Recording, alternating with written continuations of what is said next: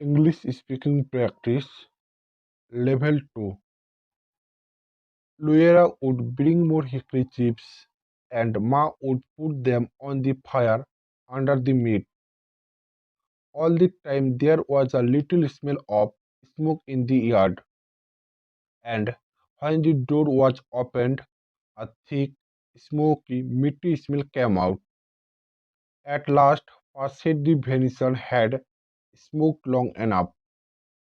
Then they let the fire go out, and Pa took all the strips and pieces of meat out of the hollow tree. Ma wrapped each in piece neatly in paper and hung them in the attic where they would keep safe and dry. One morning, Pa went away before daylight with the horses and wagon, and that night he came home with a wagon load of fish. The big wagon box was filled full, and some of the fish were as big as Luera. Pa had gone to Lake Pepin and caught them all with a net. Ma cut large slices of flaky white fish without one bone for Luera and Mary. They all feasted on the good, fresh fish. All they did not eat fresh was salted down in barrels for the winter.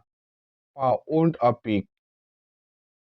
It ran wild in the big woods, living on acorns and nuts and roots. Now he caught it and put it in a pen made of logs, a phaeton. He would butcher it as soon as the weather was cold enough to keep the Perek frozen. Once in the middle of the night, Luera woke up and heard the pig squealing. Pa jumped out of bed and snatched his gun from the wall and ran outdoors. Then Luera heard the gun go off once, twice. When Pa came back, he told what had happened. He had seen a big black bear standing beside the pig pen. The bear was reaching into the pen to grab the pig, and the pig was running and squealing. Pa saw this is the starlight, and he fired quickly, but the light was dim, and in his haste he missed the bear. The bear ran away into the woods, not hurt at all. Luera was sorry Pa did not get the bear. She liked bear meal so much. Pa was sorry too, but he said, anyway, I saved the bacon. The garden behind the little house had been growing all summer.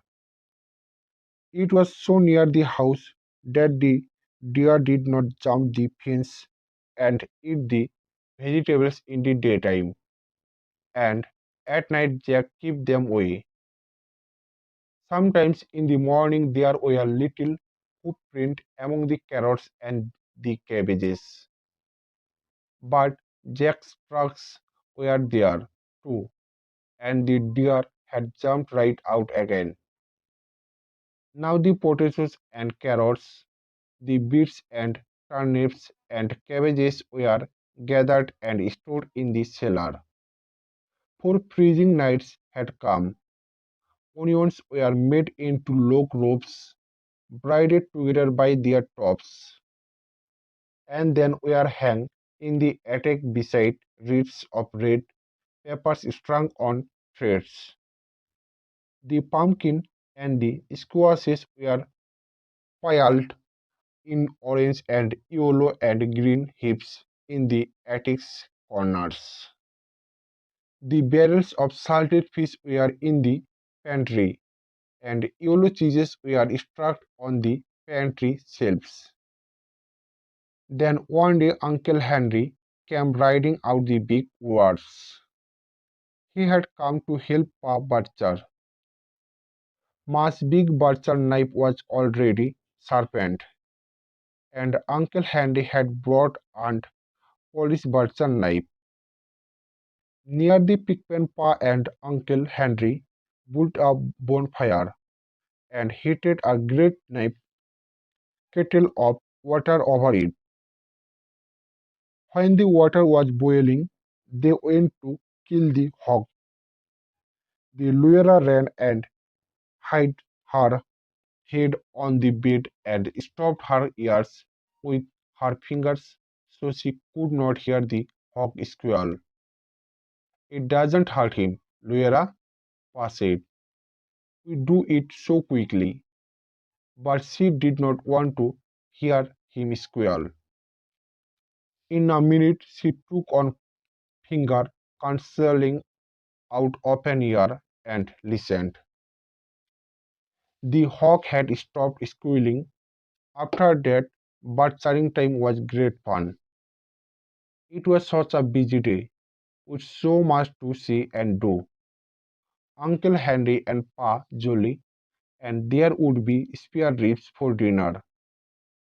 And Pa had promised Luera and Mary the bladder and the pig's tail. As soon as the hog was dead, Pa and Uncle Henry lifted it up and down in the boiling water till it was well scalded. Then they laid it on a board and scourged it with their knives, and all the bristles came off. After that, they hung and hooked in a tree, took out the insides, and left it hanging to cool. When it was cool, they took it down and cut it up. There were hams and soldiers, side meat and spare ribs and belly. There was the heart and the liver and the tongue, and the head to be made into head cheese, and the dish pan full of bits to be made into sausage. The meat was laid on a board in the back door shed, and every piece was sprinkled with salt. The hams and the soldiers were put to pickle in brine, for they would be smoked like the venison in the hollow log. You can't beat hickory cured ham, Pa said. He was boiling up and bladder. It made a little white balloon, and he tied the end tight with a string and shaped it to Mary and Luer to play with. They could throw it into the air and spread it back and forth with their hands, or it would bounce along the ground and they could kick it. But even better fun than a balloon was the pig's tail. I skinned it for them carefully, and into the large end he thrust a serpent strip. Ma opened the front of the cook stove and raked hot coals out into the iron heart. Then Luera and Mary took turns holding the pig's tail over the coals. It sizzled and fried, and drops of fat dripped off it and blazed on the coals. Ma sprinkled it with salt. Their hands and their faces got very hot, and Luera burned her finger. But she was so excited she did not care. Roasting the pig still was such fun that it was hard to play fair, taking turns. At last it was done. It was nicely browned all over, and how good it smelled. They carried it into the yard to cool it, and even before it was cool enough, they began tasting it and burnt their tongues. They ate every little bit of meat off the bones, and then they gave the bones to Jack. And that was the end of the pig's trail. There would not be another one till next year. Uncle Henry went home after dinner, and Pa went with to walk in the big woods. But for Luera and Mary and Ma, watching time had only begun. There was a great deal for Ma to do, and Luera and Mary helped her. All that day and the next, Ma was trying out the lard in being iron pots on the cook stove. Luera and Mary carried wood and watched the fire. It must be hot, but not too hot, or the lard would burn. The big parts simmered and boiled, but they must not smoke. From time to time, Ma skimmed out the brown cracklings. She put them in a cloth and squeezed out over a bit for the lard, and then she put the crackling away. She would use them to flavor Johnny cake later. Cracklings were very good to eat, but Luella and Mary could have only a taste. They were too rich for little girls, Ma said. Ma escaped and cleaned the head carefully, and then she boiled it till all the meat fell off the bones. She chopped the meat fine with her chopping knife in the wooden bowl. She seasoned it with pepper and salt and spice. Then she mixed the pot liquor with it and set it away in a pan to cool. When it was cool, it would cut in slices, and that was head cheese. The little pieces of meat, lean and fat, that had been cut off the large pieces.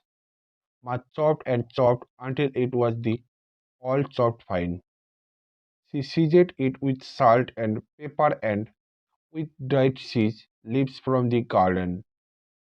Then with her hands she tossed and turned it until it was well mixed, and she molded it into little balls.